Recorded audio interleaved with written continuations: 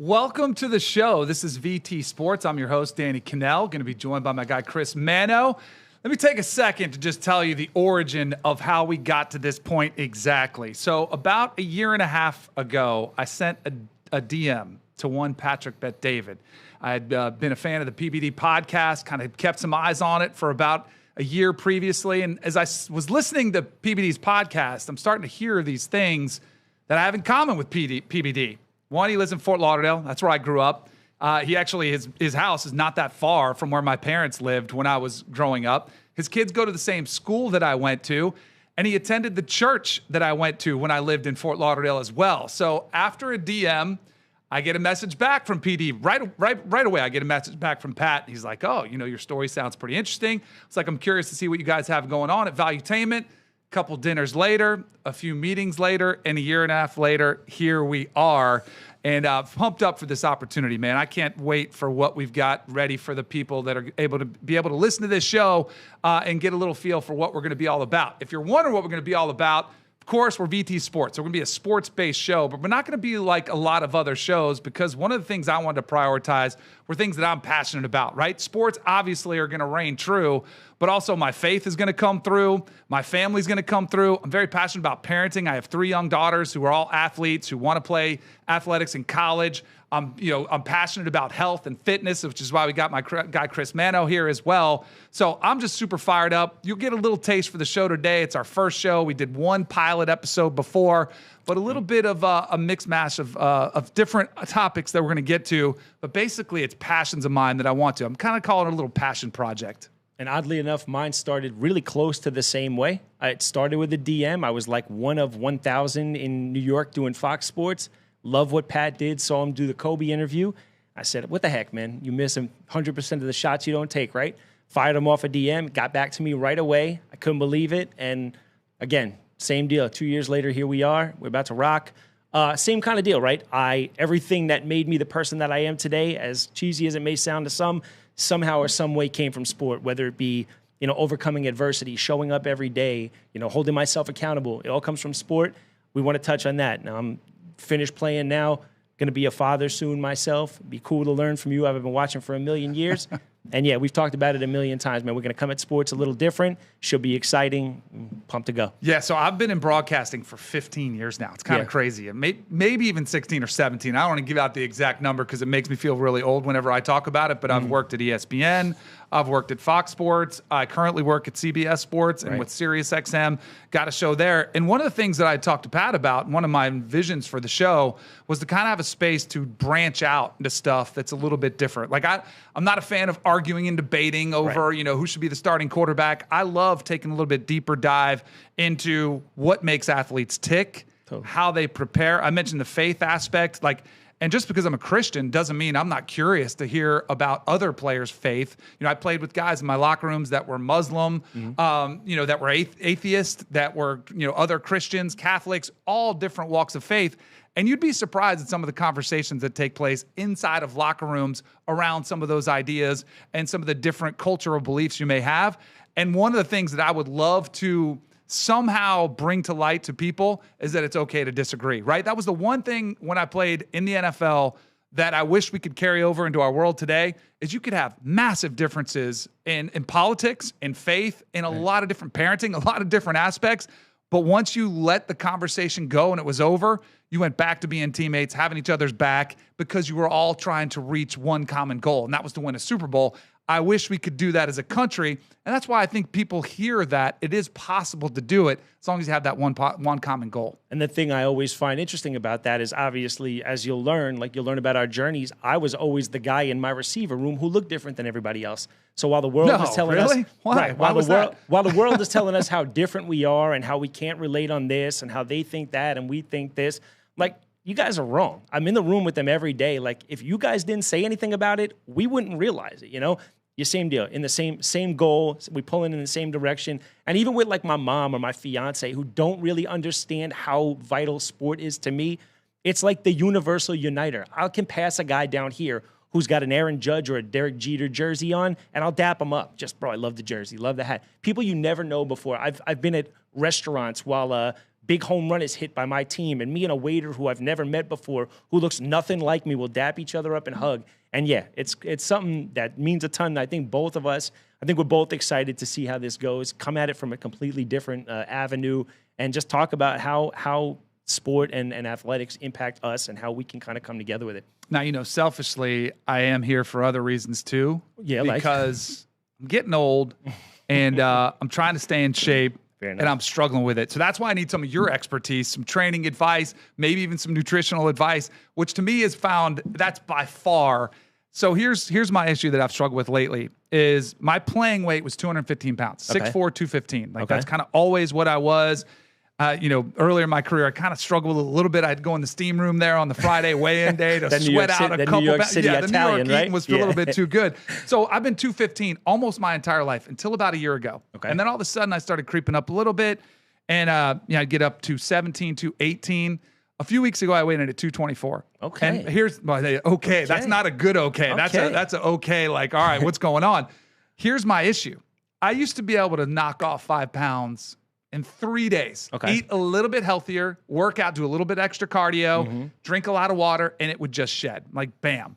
All of a sudden, I cannot get off 5 pounds to save my life. Okay. So that's a struggle I'm going with that maybe we'll have to take a little walk down that avenue on this show at some point. Well, I'm going to preface this by we could train anytime. We have a beautiful new gym and training area in this building, actually. I've had 10,000 people. Everybody who works at VT has told me so far we're going to train. I've had 0 people actually follow through it. Generally, the way this goes is if I can get someone in once, that's about it. Once. So you're cut from the same cloth. I think it'll be fun. We can get after it. Maybe put it on film and see how it goes. Yeah. But I'm usually with my athletes that I work with. I don't care too much about the number on the scale. I tell them a lot of times, like, you could be 224 and shredded, or 224 and I promise you I'm not shredded. I wish that was the problem. We say a little doughy, but it's about the dad bod. It's about the body fat, man. Good? Just let's tighten the diet up and let's get moving. I got the dad bod flowing, so we'll see. We'll have to see. It'll be a work in progress. Let's maybe we'll do episode 1, and we'll come back at episode 100, and we'll do a before and after, and then I'll be shredded. And then that could be like a whole nother thing. We could W on Tom Brady's combine body, and we'll go. See how far we can come. We could do that. All right, let's get things started because there's a bunch of topics I want to get to. We had a full weekend of NFL preseason. Kicking off with week 1. There's some Major League Baseball news. There's big news out of UFC and a new massive media rights deal that I want to hit on that with you too. But in case you were under a rock, that was the only way we were going to miss what happened in the NFL with Shedeur Sanders. Deion Sanders' son, after a very polarizing draft process where some guys have predicted him to be potentially a top 5 pick. I personally thought he was a 2nd-round pick. I thought he was the 3rd best quarterback in the draft, behind Cam Ward, behind Jackson Dart, who got drafted by the Giants. And then that's where I thought Shedeur would get taken. He ends up falling all the way down to the 5th round, which my floor dropped after the 3rd round pick and some of the other quarterbacks that were getting taken ahead of him. Guys that I was very familiar with watching college football. Jalen Milroe is pretty much an athlete. He's not a great passer. Right. Dylan Gabriel, who's actually his teammate now, was taken in the 3rd round. Kid from Louisville. He's got a little bit of a noodle arm. The kid from Louisville, Tyler Shuck, was just based on his size and stature, but he only played 1 year at Louisville. He was not great, struggled with injuries. All that being said, Shedeur goes to the 5th round, and it is a topic that has led almost every show, almost every offseason. And he comes out, and he gets the start for the Browns in the preseason. Guys are banged up. Flacco's a vet. Kenny Pickett can't play. Dylan Gabriel can't play. And he goes out there, and he crushes. Right. And I don't want to minimize what he did because he played really good. But here's the thing. I thought he would. I thought he would play really good. And I think he can still get great. But there were a lot of people last week leading in the game that were upset that he was getting to start a preseason game. And it was driving me bonkers because they were saying he was set up to fail. Right. He was going to be going against the other team's starters, and he wasn't going to be working with first teamers. Cry me a river. Like, this is the NFL. Life is not fair. Right. You don't know when your opportunity could come, but you have to make sure that you take advantage of it when it does. And one thing I know about Sheddeur, I think he's a very smart quarterback who was ready to go regardless of what type of reps he was working with. And a lot of times that's how your opportunity comes. It is a good lesson for anybody to learn that always be prepared, because at some times in my career, I wasn't always ready and got caught with my pants down. Now, this is when I felt secure in the league and I was a backup. You get comfortable. You might have a busy week with family in town, so you don't spend as much time in the playbook. You haven't played that much. You always have to be prepared for your moment because you never want to know what's going to come. Sheddeur was ready for it, and he capitalized on it. Yeah, you know what? Sheddeur, ever since the whole draft process went down, I didn't know what I thought about him going. And I didn't, you see him at Colorado and Jackson State, and it's obviously not LSU and Florida State. So you don't know how he's going to do against these guys. His dad's prime, and I think a lot of people, for that reason, sort of pigeonholed him as like an athlete more than like a quarterback. In actuality, he's really not like uber athletic for what you'd think a Sanders kid might be, But where he did win me over is actually during the draft, when I expected him to kind of like shell up, because let's be real, it's got to be embarrassing when you're projected to go 2 or 3 overall and you're there for 3 days. But I'll give the kid credit. Anytime he was on camera those 3 days, he continuously said, I'm grateful, I'm thankful for the opportunity. He was gracious and smiling and thanking the Lord. And he actually said something yesterday that I thought was awesome to kind of piggyback on what you said. He said, actually, and he quoted, I don't want to make excuses for anything in life. You ask God for something, then it's there. You're going to complain about it? And that's what he said when they asked him, like, people were saying you were set up to fail. He's like, how can I be set up to fail? Like, I asked for this my whole life. You guys are giving me the opportunity to do what I've asked you to give me. God put it right in front of me. How can I be set up to fail? It's my job to be ready to succeed. Here's the other issue that I think Sheddeur is going to face. Now, he's dealt with a ton of scrutiny his entire life. Right. He was committed to go to, he went to college with his dad at Jackson State. Then he follows him to Colorado, and he gets announced as the starter before earning it. People were like, oh, and it was just polarizing. Like, there's a lot of eyeballs on it. Sure. Everyone around him has a definitive take. And that's where I'm finding myself in the middle. Like, I think he could be good still, but I also realize maybe he might just be a backup for a long time. I think it does matter his supporting cast, but there's no in between. And when we get like this, people lose their minds. They say he's set up to fail before the game to make an excuse for him. Or if he would have struggled, there would have been people that said, see, this is why he dropped to the 5th round. This is why he's going to be a bust. And it reminds me of Tim Tebow. When Tim Tebow was coming out of college and he was drafted and the Broncos had him playing, there was one side or the other. It was Tim Tebow should be a starter. He's better than Peyton Manning because he has more playoff wins like early in his career, or he's going to be a total bust. And I didn't think he was built to be an NFL quarterback. He got too big and too bulky. But people chose sides. They got emotionally attached. In a large part, there's also, you're throwing gasoline on a combustible mix, because with Tebow, it was religion, right? Yeah. He was very public in his faith, which I appreciated. I loved that he was a great role model, but some people didn't love him kneeling in the end zone. So they kind of picked a side. Like, I don't want him to succeed. Yeah. With Sheddeur, there's some race aspect involved in it. Like, I get accused of being a racist if I say, hey, I thought he was the 3rd best quarterback. Why not? Like, so you see some race that comes into play into it. But ultimately, I think it all does a disservice to Sheddeur. It makes his job harder to succeed, even though he's already done it in one half of preseason football. Right, and we've seen that polarity, I guess the word polarizing, quality haunt a lot of these guys. I think about a guy like Cam Newton, a guy like Johnny Football, and you said Tim is the perfect one, right? Because even as they get deeper into their career, like, you can't tell me Cam Newton could have gotten a couple extra years out of himself, or Johnny Manziel. Even the Tebow thing when he was with the Jets, like, that's a guy you can't make your number 2, because as soon as things go slightly wrong with the number 1, you got the whole crowd clamoring to put him in. So that's something he's going to have to deal with, I think, his whole life. And if he starts putting up, halves like this, people see him play a little bit. You put Joe Flacco in week 4, or you're 1-3, and then people start firing away on Flacco, and it's about getting Sheddeur back in there. So, yeah.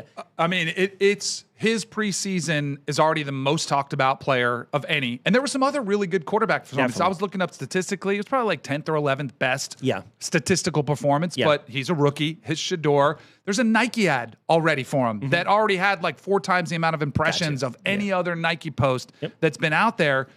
And again, none of this is on Sheddeur. Like, this is not the stuff that he asked for. It's just a part of what comes to it. And what I would worry about if I'm Sheddeur, and I think he's handling this great. Again, he gave himself a C+. I love that. He didn't. I loved it too. He showed there was room for improvement. What I worry about, I think you saw this with Bill Belichick. I think you saw this with the Broncos. You don't want your coaches to get fatigued. And I see a little bit of Kevin Stefanski already after the game.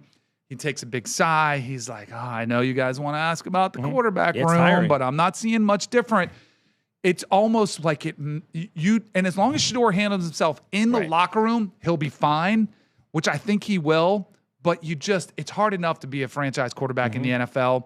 To have the type of outside pressure that you're not even asking for just makes it exponentially harder. You're 100% right. But you're along with what you're saying, I particularly paid attention to how he handled that post-game press conference. And all I heard over was we and the team and the Browns. And when they asked him, he gave credit to the play calling and his teammates. Thank you. Of course, without them, I wouldn't be here. So I think a lot of people see his dad, and his dad is so outward, and his dad is so prime time, and his dad is like all about me and mine. And you kind of expect the same as you do the athletic ability to have passed down. You expect that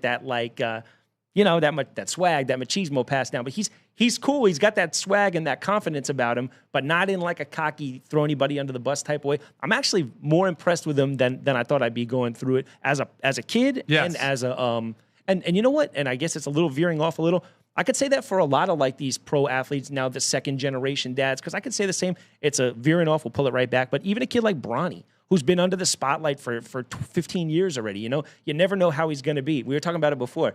I might be a little D-bag if my dad was LeBron or Deion Sanders. And these kids are humble and, they're gracious for any opportunity they get. And they come to work every day like they get obviously nepotism's a thing. They're going to get opportunities, but they haven't seemed to fall back on that and just expect to get it because my dad is my dad. Totally. And they're earning it on their own, and they're proving it on their own. And if he keeps that up, he might be starting by week 5 or 6. Yeah. I don't think he did enough to supplant Joe Flacco just yet. No. But I think he's going to get those fans are going to be calling for him pretty soon. Mm-hmm. There was another high draft pick, one of his teammates at Colorado, Travis Hunter, who won the Heisman Trophy. He is a special athlete. I almost said it before. He was committed to go to Florida State, my alma mater out of high school, and then did the old hat switch at the last second. Made the switch to go to Jackson State, and then followed Deion to Colorado with Shedeur before he had the massive trade that takes place. And my favorite part from what I saw from Travis Hunter was not a singular play, but it was the stat line that he played 10 plays on offense and he had 8 plays on defense.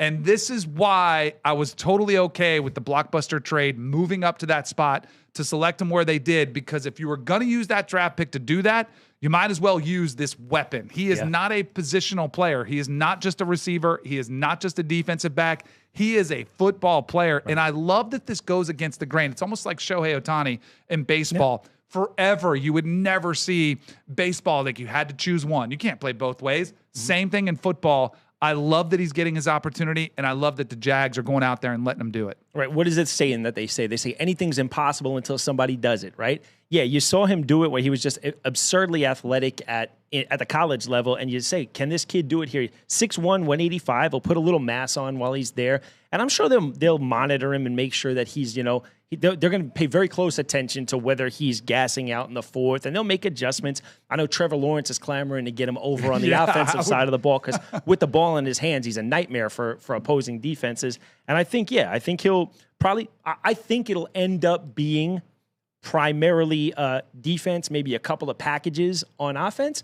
But what the heck do I know? I've seen crazier things happen. And if the kid performs until you see him, proven wrong, let him do his thing. He played 113 snaps a game at Colorado. Crazy. He will not be able to do that. Like, I'm not going that far. Nope. But I agree. I think he's going to do way more than people think. Yeah. And the part that I think is most impressive about Travis Hunter and watching what he did at Colorado and early on what you're hearing about him in the NFL, like, yes, there's the physicality aspect. Yes, there's the cardiovascular aspect.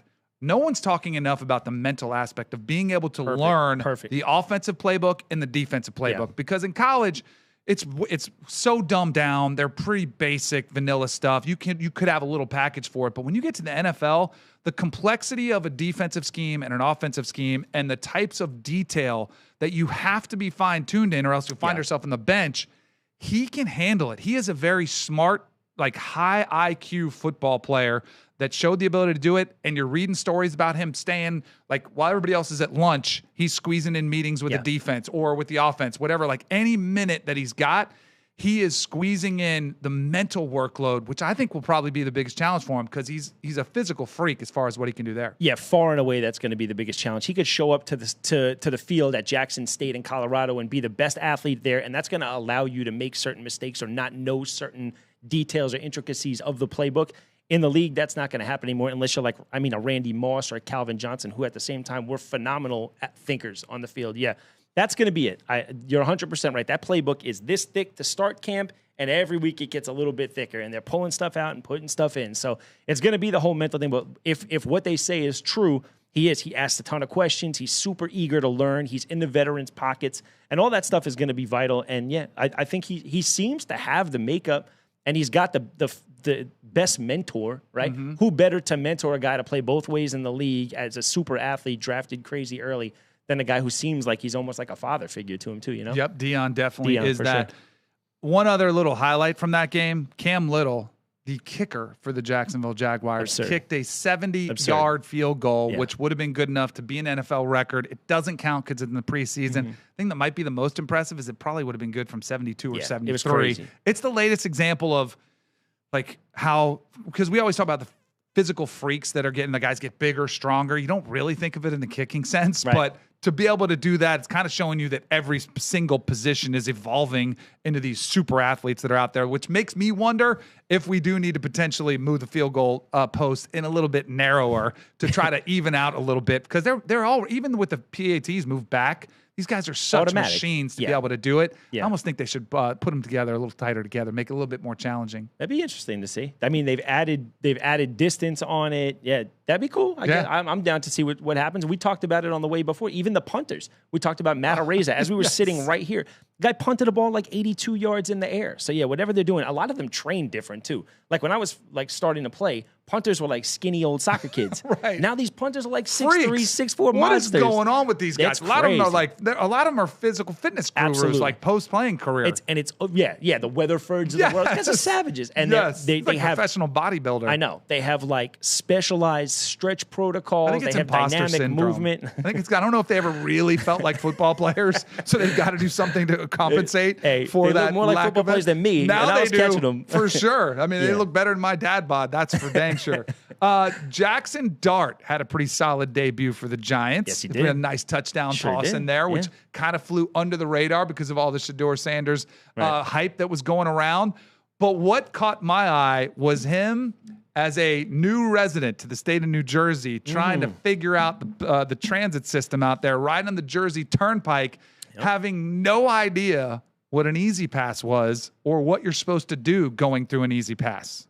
No, you go through it. It's easy. Just drive right through it. Yes, he just kept driving through it. And I was actually driving up in the New York area and was kind of blown away at how expensive it is to ride on the Jersey Turnpike or cross any bridge that's up there. It's absurd. I wonder how close he is to getting arrested if he got pulled over, because I would imagine the amount of fines that he's amassing from just cruising through there every day and just thinking, it's easy. It's easy to pass through here. It's got to be outrageous. It's so funny. I lost my pop like 10 years ago, but he was like an older dude when he had me. So anytime I wanted to get him pissed, I would talk to him about the bridges and the tolls in New York. And he would always say, when they first put these things up, they swore when they were paid, we weren't going to have to pay tolls no more. It was the fastest way to get him fired up. But yeah, they're super easy to drive through. You don't realize this kid's from Utah. Yeah. He never seen an easy pass and a bridge and stuff like that before. So no, to him, it's new. But I'll tell you what, keep going 12 for 18. Don't turn the ball over and throw a lot of touchdowns. And you're probably one phone call away from being forgiven. So that's my advice to you as a New York guy. That's right. Make sure you keep your play up. Life will be a lot easier for you in there. Yeah, there he is driving through. He's just cruising. I guess we don't have an easy pass in here. Yeah, you're just going to take a ticket. Yeah, just no big deal. I don't even know that. I just drive by it every time. I'm like, what does this even mean? There you go. I'm just driving through it. Hey, it looks like a checkpoint. Just grab a ticket. He's been doing that for months too. Yeah. It's definitely up there. Yeah. By the way, George Washington Bridge, when I lived there, it was $4 to cross. They upped it while I was living there to $6. Mm-hmm. Now? I think it was over $20. I think so too. I was going to say 22. Yeah, 24. Yeah. That's some inflation right there. Good thing. Glad to be here. Glad to be here in Florida anymore. Exactly. All right, let's transition out of the NFL and into your area of expertise, and that is the UFC. One of our pilot episodes, we were talking. I know you were fired up about the BMF fight that took place. You were helping me out there. I'm a casual as it gets with UFC. But you know what? I might watch a lot more of it now because it's going to be way more accessible. As just today, the deal was announced, an exclusive rights deal with Paramount. It's $7.7 billion for 7 years. all numbered events will be on CBS for free, is the latest news. So what are your thoughts on UFC with Paramount Plus? So from a fan's perspective, this is super cool. Why is that, right? There's pros and cons to both of it. The pros, let's start at the most blaring one is for us, it's as fans, it's going to be significantly easier to catch all these broadcasts. If you watched every UFC event this year on ESPN, you're paying $1,160, right? That's not a cheap, that's a month's rent for some people, just to watch these UFC things. Going forward with the Paramount deal, UFC was paying $214 million a year. ESPN. Now UFC is going to garner $1.1 billion a year from Paramount. So it comes simply with a Paramount Plus membership now. So for $8 a month, you have access for everything, $120, and you can watch everything the UFC is going to put out numbered events. And then they'll air some free on CBS TV, is my understanding. Mm-hmm. It's super cool, right? That's the pros to it, right? And it's time for the fighters to get paid now. Because in the old days, the UFC made it very hard for fighters to know exactly what they were getting. And in turn, they couldn't ask for or didn't know what to ask, what was a fair number. And they probably weren't getting great information back, on that front. That's been a constant battle between the UFC and their fighters. Well, now it's clear as day, $1.1 billion a year. And the fighters, for you guys, it's time to get paid. So where's the down for the fan? I think the fans are the biggest winners. I don't think it's close. What would be the drawback to being able to get it cheaper and see everything without having to pay additional pay-per-view? So here's the deal with that. And it's happened with the UFC when they signed on with ESPN the first time. It's happened with WWE, which obviously isn't like a sport. It's a bit different. But think about it like this. So you're a business and I have to, and this is when UFC became great, was I knew as Dana White, I had to put on cards that people were going to pay for or I wasn't going to get money. You know what I mean? When you pay me $7.7 billion in advance, and I know that money's coming in every month regardless, they don't feel that urgency to sell the pay-per-views like they used to. You understand what I'm saying? So with this pay-per-view model no longer a thing, where I used to say, I need Conor and Khabib to headline. You think it dilutes some of the better? Well, it certainly does. We haven't gotten a lot of the fights that we've hoped for over the last couple of years, ever since the ESPN deal happened. And that used to be Dana White's calling card, There was always boxing, you never get the fights you want to see. But UFC, if you want to see this guy fight this guy and see who's the best, you're going to get it here. And when Conor was coming up and Khabib was in his prime and Ronda Rousey was doing her thing, that's what we were seeing. And they kind of got away from it. So that would be my only worry. If as the UFC, I don't have to sell 1 million pay-per-views anymore. I get my $1.1 billion guaranteed. And if I'm, William Morris, IMG, those people who pay a CAA who bought them out, they got their money back now. So we'll see how enticed they are to go ahead and continue to deliver these high-level cards. And they're going to get their money either way. So we'll see. That would be my only downside to it. Yeah, it's going to be a huge boon for the sport as a whole. Absolutely. Because even with ESPN is the biggest, it's a worldwide leader. It's the biggest sports platform that there is. You correct me if I'm wrong. I don't think I ever saw a fight on ABC. There were a couple, but But they would select. They wouldn't give you the ones that people were dying to see. Right. You know what I mean? So that's where I think this could really, and the UFC is already kind of mainstream, but I think it puts it on scale to really start bridging the gap between the 4 major sports in our country. And I think it's going to launch a lot of these fighters into superstardom already. And even to a higher level of superstardom than they already are. I was my nephew, who's 22, and he was telling me he's a gamer. And he was telling me he plays the game. He's like, I love to fight with the fighters and stuff. For that type of fan, or even the casuals like myself, to be able to flip it on CBS and see some of their best fights, I think that could really vault UFC to another level as far as just in mainstream sports. Because I still think some people view it as fringe or not mainstream, and I think this could go a long way for that. And what they do a great job of is there's just constantly content after content. Like it could be they have so many different things that they do now under that UFC umbrella that every weekend is something. There's a Friday card, there's a Saturday card, there's a Sunday card. So inevitably, eyes are going to find it now that maybe didn't before, and you'll pull a few fans this week and a few fans next week, and then maybe you'll see the fight of your life. And remember how in boxing you see that Arturo Gatti fights, and suddenly wow, I did not expect that, and then I'm hooked. So you're going to see a lot of fights. People are just going to have the ability to see everything now, and by default they're going to rope people in for sure. And it's exciting, man. Do you think there's any change to the broadcasting?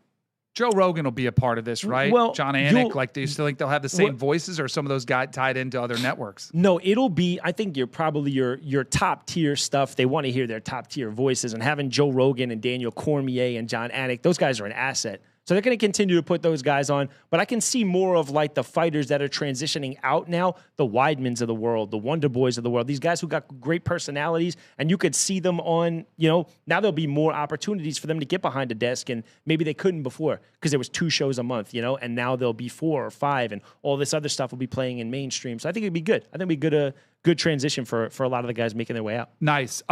Major League Baseball made history yesterday. I want to get to that story in just a second, but I did want to know, is it your fault? Did you jinx the Yankees? Because I know you were going to go. I had some tickets, and I was like, you going? I think you were going the next day, and that started like a downward spiral for this Yankees team, like unlike we've seen. So I'm going to be the reason that they hate Yankee fans in general. I feel like this downward spiral started like 12 years ago.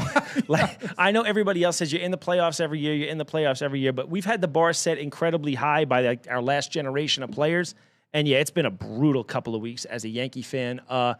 I'm still riding with them. They're still in the playoffs by the skin of their teeth, but it's just stuff that they do that frustrates the crap out of me as a fan. Like, you know what? New York sports fans, you've been there. Oh, yeah. They don't want to be talked to like they're idiots. That would be my advice. They're really knowledgeable sports fans. That would be my advice to, not that they care what I'm saying, but if anybody in Yankee world decides to listen to this, guys, talk to us like we're people. Let us know things aren't good, and you recognize that, and you're working to be better. It's every day with the same, like, there's plenty of road left. We have the guys in the room. We're as good as any team. It's like, come on, man, stop it. That's the frustrating part about it. So don't get me started.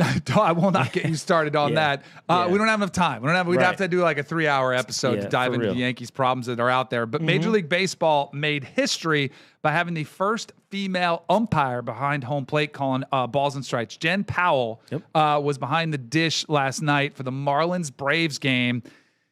And oh, man, you have one job to do, and it's the most important pitch of your entire life and for baseball history.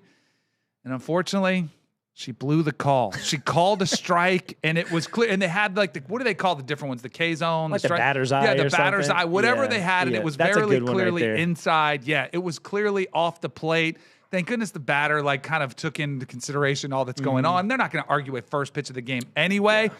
But it could not have gotten off a worse start for Jen Powell. There's a lot of, I'm sure there's a lot of people with polarizing opinions. I'm kind of used to it. We've seen women cross over in so many different aspects of our society. This is just the latest. We've seen women football coaches. We've seen women basketball coaches. We've seen women referees in other sports. So this is just the latest one. We've seen it in the NFL. We've seen, it feels like baseball is really behind where the rest of society is. But it was a little bit of a rough start for her. And then statistically, I guess it was kind of a rough night. Well, all right. Well, I'm going to take just the very beginning. I got to give her a shout, first of all, because she represents Hofstra. So for myself, for our studio manager, Justin, shout out to Hofstra University. It sounds like that out of the gate, but I'm going to pull this back and we're going to get rid of that bias. Yes, her correct call rate was 90.3. She did get 14 calls wrong in the game, which isn't great. And she finished 13 out of 15 active umpires yesterday.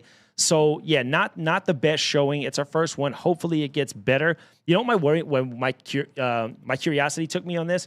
You've seen umpires where they go absolutely ballistic, sprint out of the dugout, kicking dirt, spit flying, hat backwards.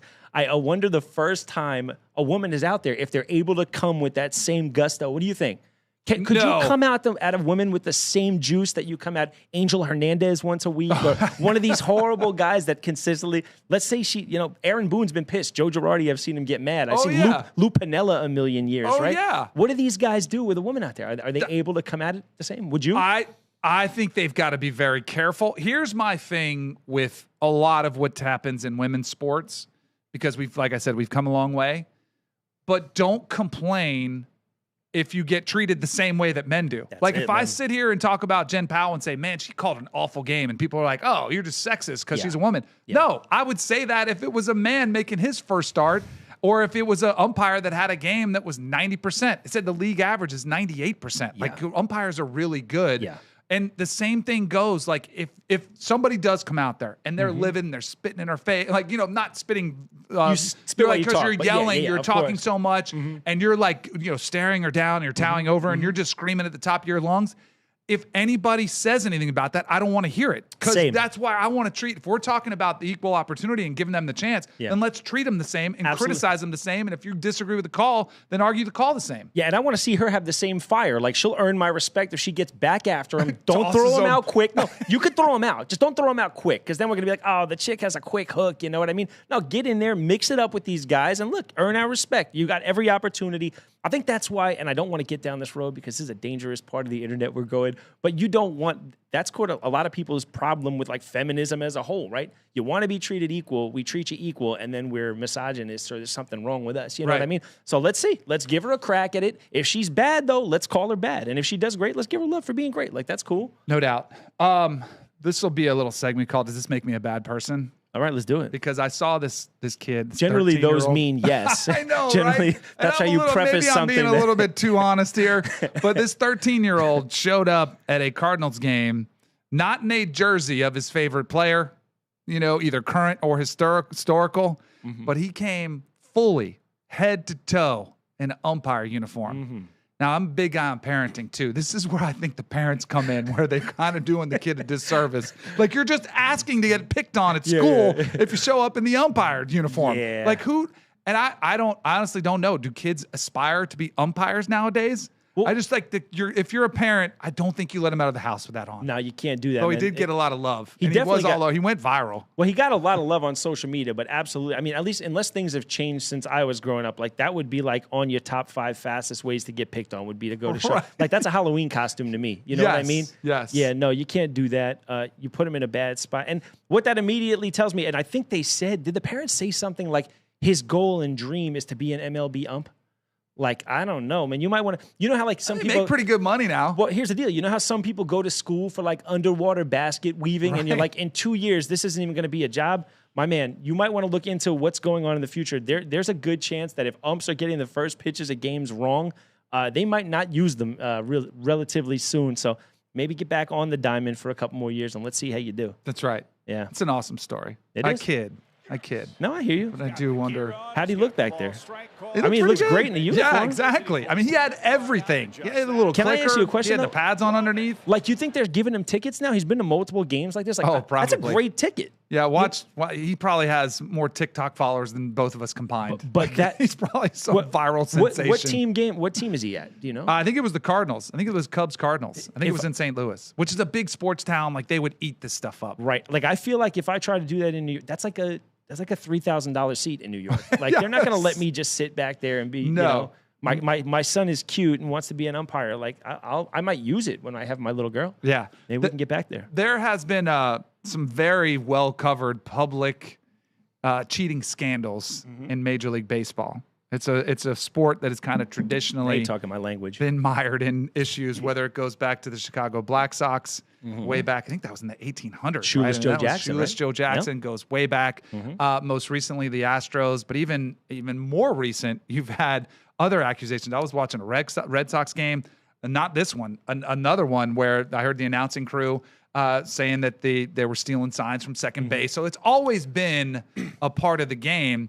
But now you're seeing technology that is actually legal and not cheating, that teams are able to use still images of opposing pitchers to get that edge, to try to see what is coming. See, and that's where my general feeling on the whole thing is, obviously the tech thing provides an advantage, and if you can get great at it, it's extremely helpful. My thought is, if everybody has access to the same information, I'm generally cool with it. Like, if you guys have guys in the back who are watching the TV broadcast and they can pick something up and bring it to the dugout, I think I'm okay with it.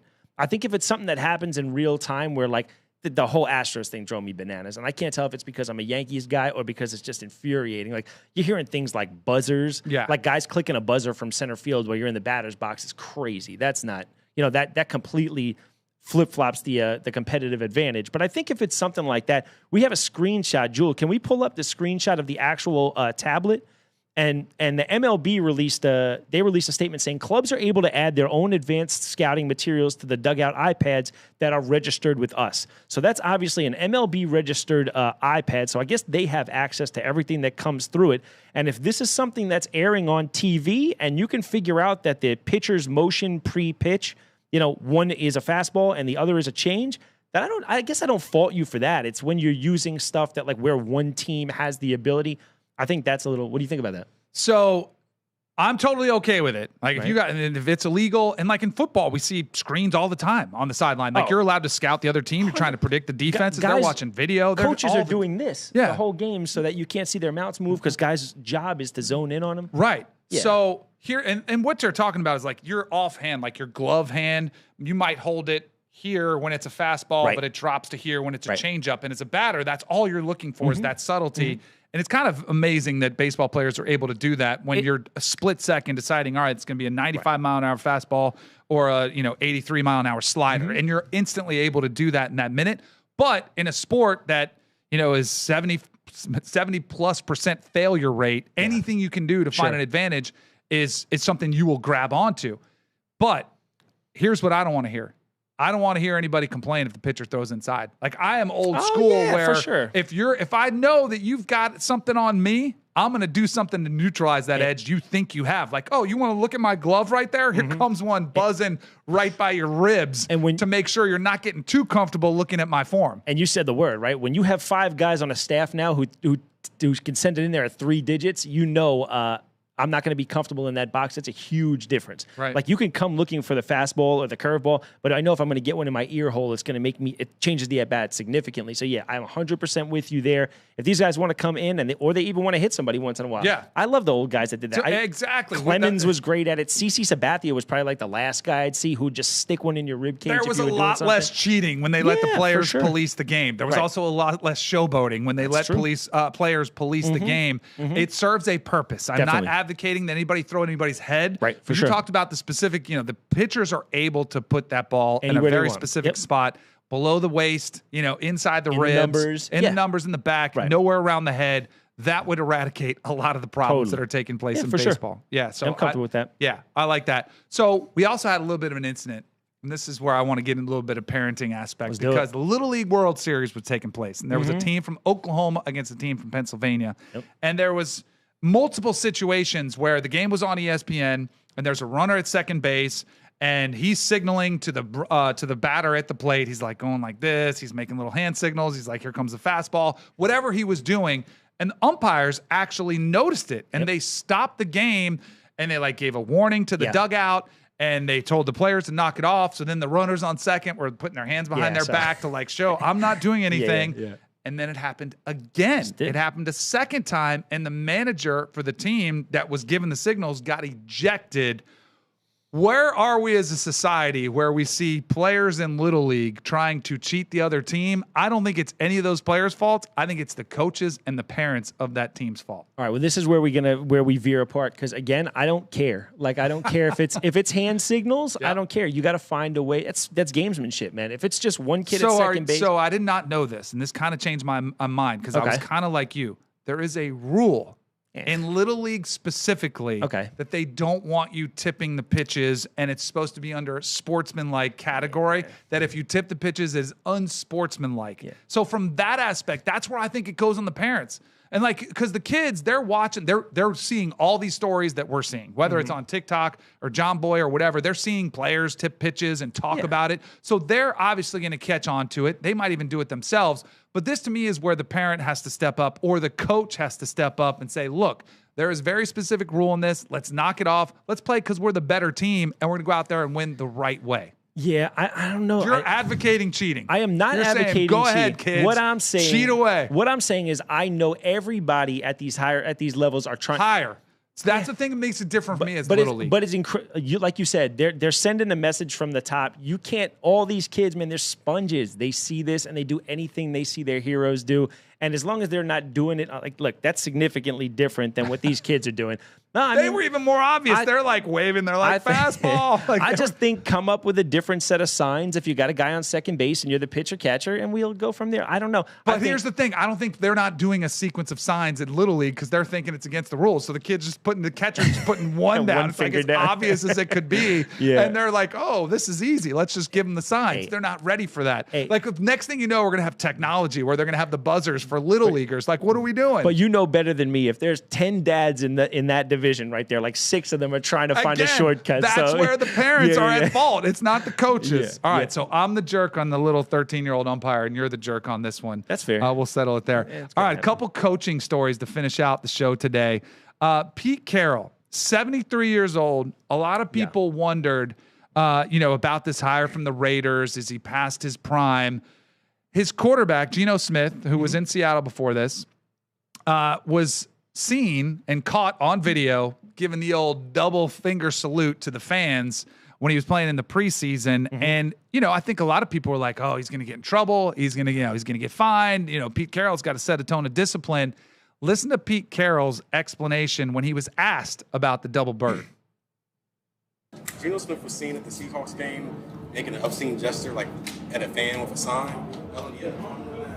Did you see what the sign said? Yeah, I saw it. Yeah. Next question. Oh, I love this. That's a fantastic answer. I love this because I do think there would be a tendency for some coaches to like show the discipline. Yeah, I'm going to talk to him, even though no one would think it's a big deal because the sign did say, what did it say? Bigger bust Jamarcus Russell or Geno Smith. And it was kind of a smart aleck sign. Right. And Geno Smith let him have it. But I think this is why Pete Carroll could work, and I think it's why some coaches are able to evolve with the times. Right. Like 20 years ago, I think almost every coach in the NFL would have said, "Oh, we're going to take measures, we'll handle it in house, we'll find them, do whatever." But Pete Carroll having his quarterbacks back in this spot is going to go a long way in that locker room to winning over that Raiders locker room, which I think is huge. Yeah, 100%. Pete Carroll's got like the best of both worlds. He's got that old school, like sort of old-time football kind of with him, and then he's got this new thing that's going to get the players on his side. You said it perfectly. We watch a guy like Tom Coughlin who struggled with that at the beginning of his career and really couldn't adapt to this new generation of player. And when they brought it to his attention, he too ended up making the changes, and he wound up kind of finding new life in his career. That's the vital thing about good coaching. It's finding that, that happy medium to be able to kind of stick to the principles that got you where you are and then be able to kind of vibe with the players still. I always talk about what makes a good coach. Is it a coach that adapts to his team or a coach that finds a way to get his players to adapt to him? And that kind of brings us here. Yeah, Pete Carroll's going to do great. He's been known to be a player's guy for a long time. I don't think he's one of the few guys. I don't think you've ever heard a bad word about Pete Carroll from anybody in New York or Seattle for a million years. Right? Everybody loved Pete Carroll. Yep, everybody did. And I think his players already do. I saw him out there the other day and stretch, tackling his guys on the ground, rolling around. The one thing he loves is competition. He makes his players compete in practice, but it's also a fun atmosphere. So he does a lot of games where you're trying to compete in different drills and stuff that players will rise to that. That is the most active 72-year-old I've ever seen, man. He jumps in routes on air. 73. And he jumps in routes on air. He'll anticipate and throw the out to his guys. It's the crazy thing. But who doesn't want to play for a guy like that if you're a player? You know what I mean? Yep. There's one more coaching story that we'll finish out on. John Gruden. Oh, I love it. Who has been out of football, left in controversy when he was the head coach of the Raiders. There was some really nasty stuff that was found on emails and some stuff that he said that was racially charged. Nobody's condoning that. He was sort of sent away, was kind of not heard of for a while. Then he popped on social media probably about a year and a half ago, started doing videos. Then Barstool hires him. Now he's making the rounds. He's doing unboxings where all these college teams are sending him gear and they're getting thousands and thousands of views. And he went and spoke to the University of Georgia football team. And he had some pretty strong words about his thoughts on coaching. He said, I'm being honest with you. I did not, can you read that? My eyes are a little bad. I did not BS anyone, right? Can you read that right there? The top one? Yeah, there we go. There we go. I'm being honest with you. I do not BS either. I want to coach again. I die to coach in the SEC. I would love it. I would bleeping love it. Yeah. He is going, I think he is very aware that his words have meaning and that this was going to go viral. If I'm another coach in the SEC, I'm kind of nervous. Oh, yeah. If I'm on the hot seat, and here's the thing, the SEC has a hunger for winning like no other conference in college football. they are able to overlook transgressions as much as anybody. Totally. If they think it can bring you a winner, Yep. We'll find a I way. think we might see John Gruden back on a sideline, which is good for the sport of football. I 100% agree with you on all fronts. He definitely said that knowing exactly what kind of traction it would get. I would say one thing, he's going to be a phenomenal recruiter, right? Because all these young players are used to seeing him at Barstool. So he's already got a presence with him. He started that Fired Football Coaches of America thing where he talks to the quarterbacks, the way he breaks down stuff. You could see he brings himself to their level. The game didn't pass him by, which is incredible for a guy. Because for the better part of he was out for like 12 or 15 years, got in for 2, and then been gone again. Yep. So for the better part of 20 or 25 years, he's been on the sidelines, but he never really completely checked out from ball and being able to stay integrated with these young players.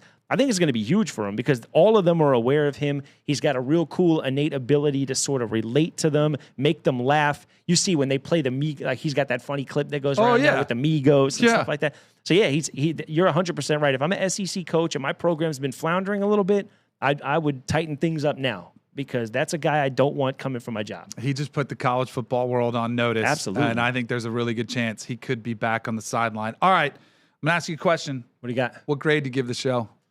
I'm going Shedeur. I'm going to go C+. A lot of room for improvement. Shedeur said his performance was a C+. For sure. He probably shined a little bit more than we did. I would say but so. I think for a first episode, I think we're doing all right. Yeah, I'm that guy who's never going to give an A. I think our best show, I'll never give an A. So yeah, let's sit in the C's somewhere. We're probably in the C's. We'll get better. All right. Not terrible, though. All right, perfect. Yeah. Mondays at 5 p.m. is going to be our spot for the show that we found. Make sure you give us a follow on YouTube, VT Sports. Absolutely. Check us out. I'm at Danny Kanell on social media. I am at ManoSteel17 on Twitter and at ManoSteel on Instagram. There you go. That's a wrap. We'll see you next week. Thank you all.